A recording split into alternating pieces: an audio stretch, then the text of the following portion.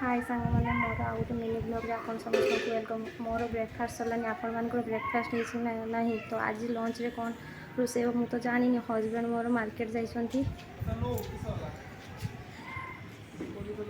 तो हजबैंड मोर ए मार्केट रू आसी गले कौन नहीं आसचंती चलतु जानिबा।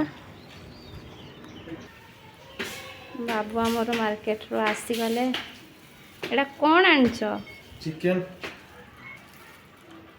चिकन दही पकुड़ी अच्छे हाँ ये गयाकोड़ी बिक्री करने आसी हजबैंड मोर जा गयाकोड़ी आनुंट पिजुड़ी गयाकोड़ी आमर आसीगला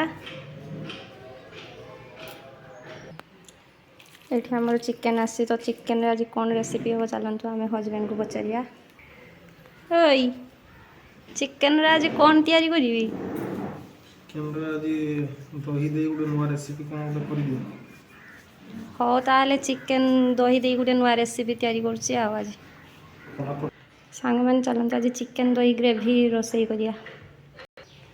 एबे चिकेन मु भल भाव धोई सफा करदेवी एबे मु चिकेन भल भाव धोई नहीं चलतु एबे लुण हलदी गुड़ेबा हलदी गुंड लुण लेंबू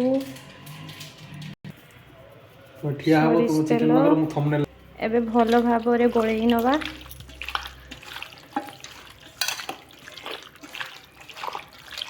एठी मु भल भाव गोलई नहीं एबे ढांकुड़ी किसी समय रखीदवा। एबे चलतु एठी मसला प्रस्तुत आरंभ करिवा। मु मसला प्रस्तुत कर सारी अदा रसुण पेस्ट भी तैयारी कर नहीं तो चलतु एबे कढ़ई रे तेल गरम करिवा। कढ़ई रे एबे सरिष तेल दबा तेल आमर गरम हो गलानी एथिरे अल्प किछि प्याज आगे भाजी नवा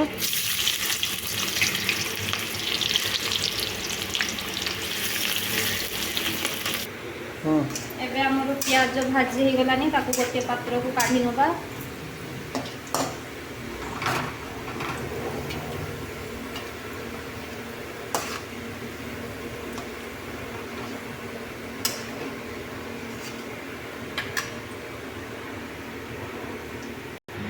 एबे से तेल रे आउ किछि अल्प तेल दबा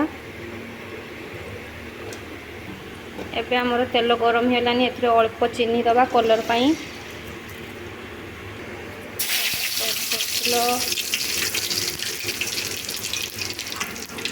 पियाज दे भल भाव भाजवा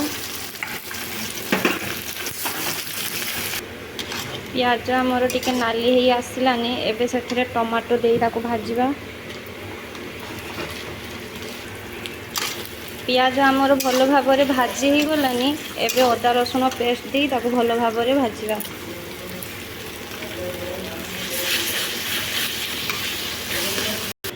एबे मु भाजी रखिथिबा पियाज दही को ग्राइंडिंग करि नेबी एबे हळदी गुंडी लंका गुंडी पकेइबा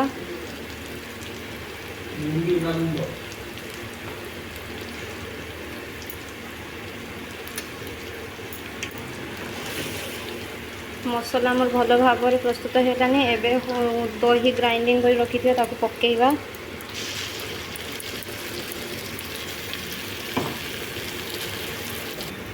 दही पियाज ग्राइंडिंग आमे ताको 2-3 मिनिट भल भाव भाजी नवा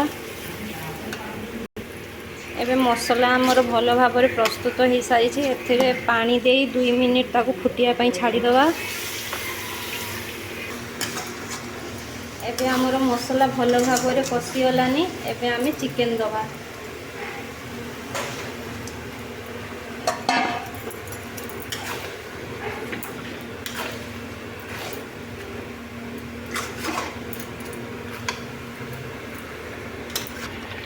एबे आलू दबा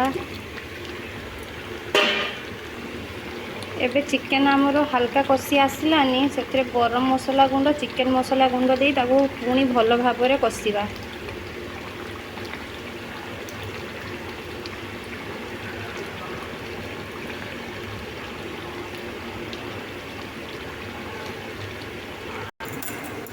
तो एबे आमर चिकेन कषा हो आसलानी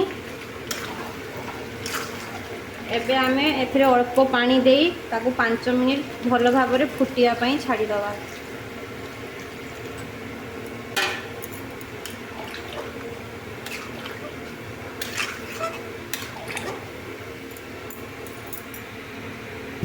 एबे आमर तरकारी फुटी आसलानी एथिरे धनिया पत्र पकेइबा। जो चिकेन दही रांधी तार कषा बाहर कर चलतु हजबैंड को दबा खाई कहे केमती लगुच। ए खाई कह केमती लगुच।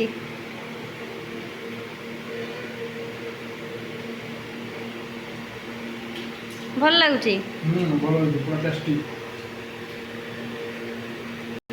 तो एठी आमर चिकेन दही ग्रेवी प्रस्तुत हो सारानी। सांग मैंने आपन एमती घरे थोड़े प्रस्तुत करी रुटी भात सांगरे खाई पारिबे। तो फाइनाली आमर चिकेन दही ग्रेवी रेडी। जदि आपण मानक मो रोषे देखा भल लगुच ताने लाइक कमेंट शेयर निहाती करेंगे। आउ फॉलो करने जमा भी भूलिबेनी। रही।